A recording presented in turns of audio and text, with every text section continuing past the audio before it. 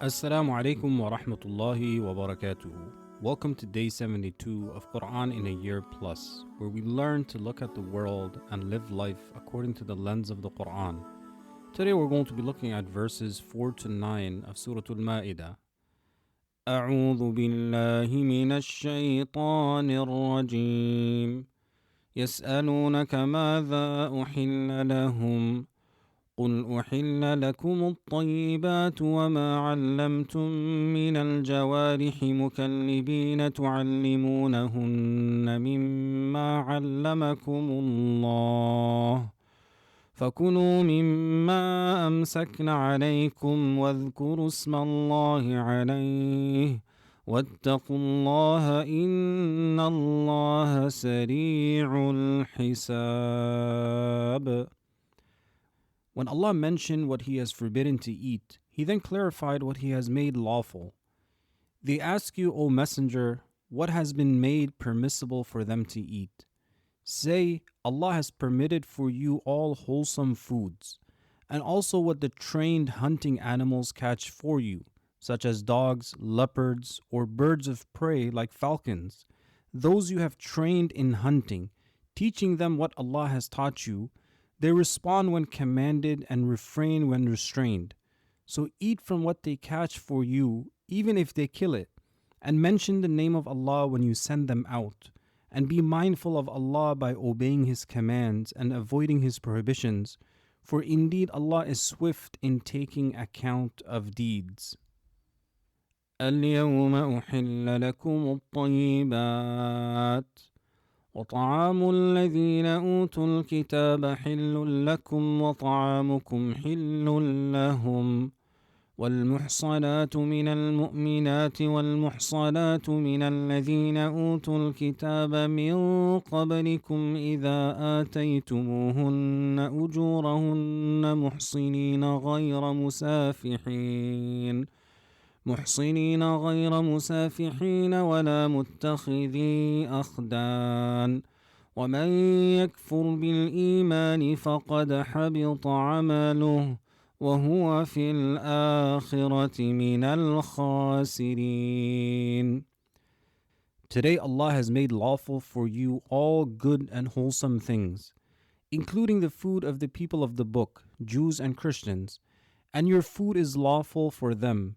He has also permitted you to marry chaste free women from among the believers, as well as chaste free women from those who were given the scripture before you, provided you give them their due dowries and seek marriage with chastity, not fornication, nor taking secret lovers for illicit relations. And whoever rejects what Allah has revealed of His laws has nullified his deeds by losing the essential condition of faith. Such a person will be among the losers in the hereafter, abiding eternally in the fire. يا أيها الذين آمنوا إذا قمتم إلى الصلاة فاغسلوا وجوهكم وأيديكم إلى المرافق وامسحوا برؤوسكم وأرجلكم إلى الكعبين وإن كنتم جنبا فاطهروا وإن كنتم مرضى أو على سفر أو جاء أحد منكم من الغائط أو لامستم النساء فلم تجدوا ماء فتيمموا صعيدا طيبا فامسحوا بوجوهكم وأيديكم منه ما يريد الله ليجعل عليكم من حرج ولكن يريد ليطهركم وليتم نعمته عليكم لعلكم تشكرون. O you who believe, when you rise to perform prayer and are in a state of minor impurity, then purify yourselves, wash your faces, wash your hands up to the elbows, wipe your heads, and wash your feet up to the ankles. But if you are in a state of major impurity, then take a full bath. And if you are ill and fear that using water may worsen your illness or delay your recovery, or if you are on a journey, or if one of you has relieved himself or has been intimate with his spouse, and you find no water after searching for it, then perform tayammum, dry ablution, by striking your hands lightly on the earth and wiping your faces and hands with it. Allah does not wish to place hardship upon you in His laws, but rather He wants to purify you and complete His favor upon you, so that you may be grateful and not ungrateful for His blessings. واذكروا نعمة الله عليكم وميثاقه الذي واثقكم به إذ قلتم سمعنا وأطعنا واتقوا الله إن الله عليم بذات الصدور. Allah commands the believers to remember His favor upon them and the covenant He took from them when they pledged allegiance to the Prophet ﷺ, to follow him, support him, uphold his religion, and call others to it. They had committed to this covenant at that time, saying with sincerity, "We hear and we obey." So be mindful of Allah by fulfilling His commands and avoiding His prohibitions, for Allah knows well what is within the hearts. Nothing is hidden from Him. يا أيها الذين آمنوا كونوا قوامين لله شهداء بالقسط ولا يجرمنكم شنآن قوم على ألا تعدلوا اعدلوا هو أقرب للتقوى واتقوا الله إن الله خبير بما تعملون. O you who believe, stand firm for Allah, upholding His rights, and bear witness to justice. Let not the hatred of a people lead you to act unjustly. Be just, for justice is closer to God consciousness, while injustice leads to boldness against Allah. So be mindful of Allah, obey His commands, and stay away from His prohibitions. Indeed, Allah is fully aware of all that you do, and nothing of your deeds escapes Him. وعد الله الذين آمنوا وعملوا الصالحات لهم مغفرة وأجر عظيم. Allah, the one who never breaks His promise, has promised those who believe in Him and His messengers and do righteous deeds, forgiveness for their sins and a tremendous reward, which is entrance into paradise. As we reflect over today's verses, Allah tells us that He has made permissible for men to marry chaste women from the Jews and the Christians. Now, permissibility is not the same as advisability.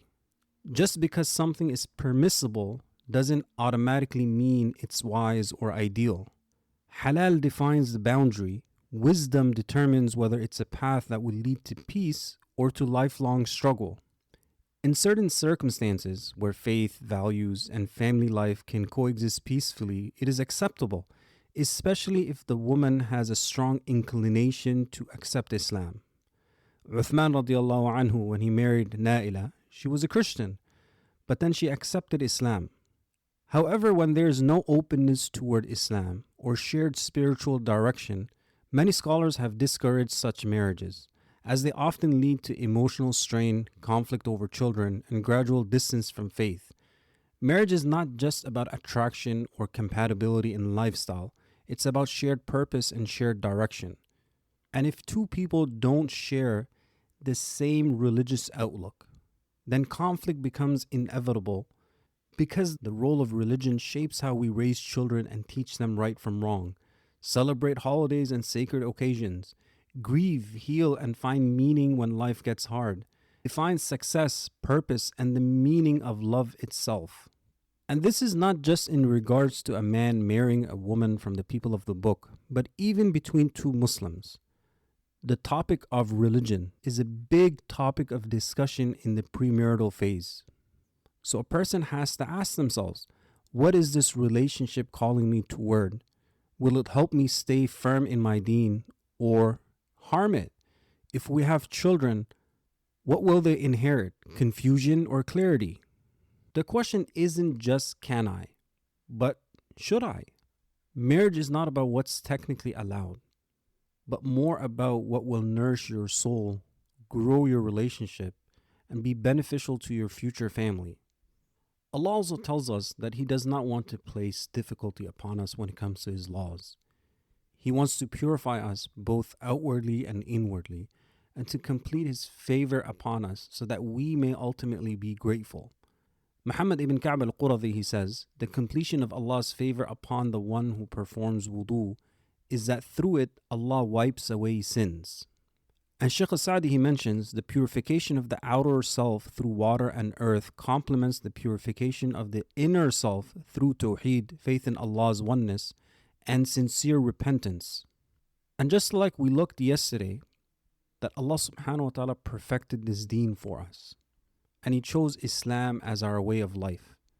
And we have to remind ourselves that this deen was never meant to be a burden. It was meant to be a blessing.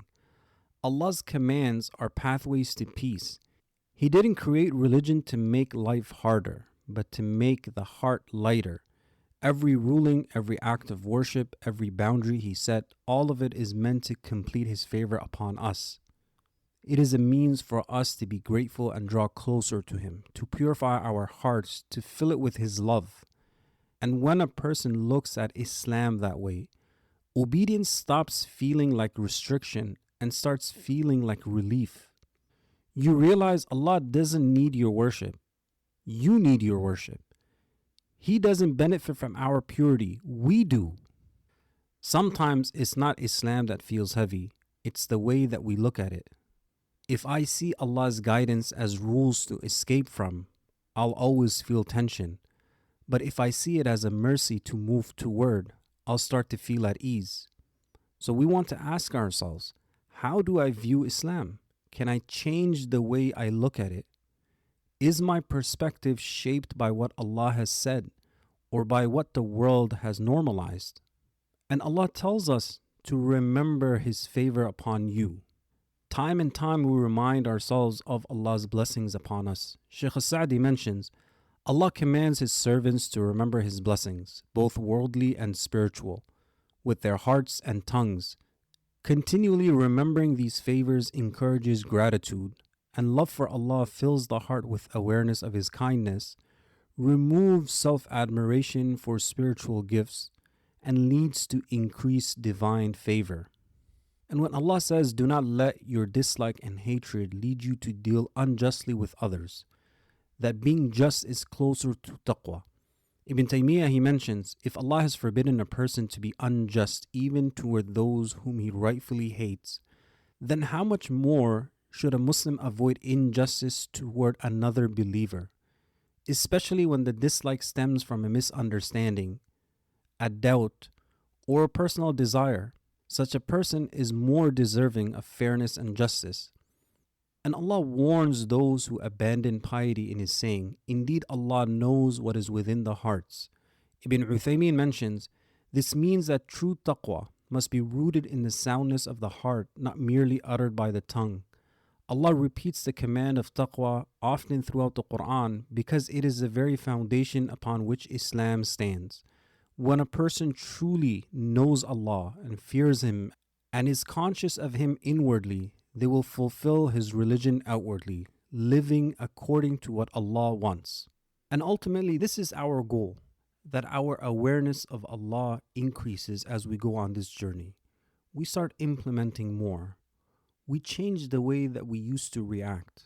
And we're all on the path of growth together.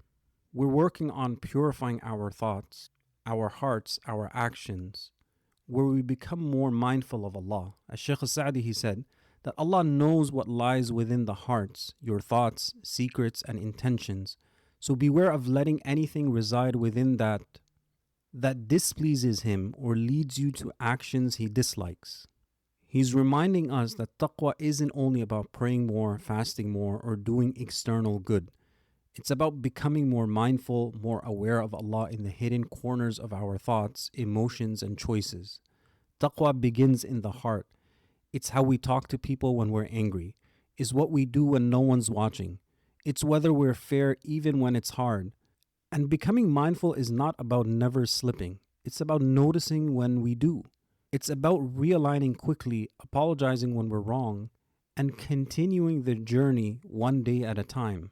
So as we walk away from today's episode, you notice in the Qur'an Allah says, وَيَسْتَفْتُونَكَ يَسْأَلُونَكَ. They ask you for a ruling. The Sahaba were extremely keen when it came to learning their religion. They would go and they would ask the Prophet ﷺ. They would not let shyness stop them from asking. And we want to take the same approach as well. Doesn't matter how young I am, how old I am, that if there's something that needs clarification, let me research, let me ask those people who know. And the believer strives to be balanced both in deen and dunya, that they are well-rounded in every aspect, they understand how the world works, and learn how to navigate this world in the way that is pleasing to Allah. May Allah increase us in beneficial knowledge. May He make us amongst those who act upon that knowledge. And may He accept that from us. I'll see you tomorrow. Assalamu alaikum wa rahmatullahi wa barakatuh.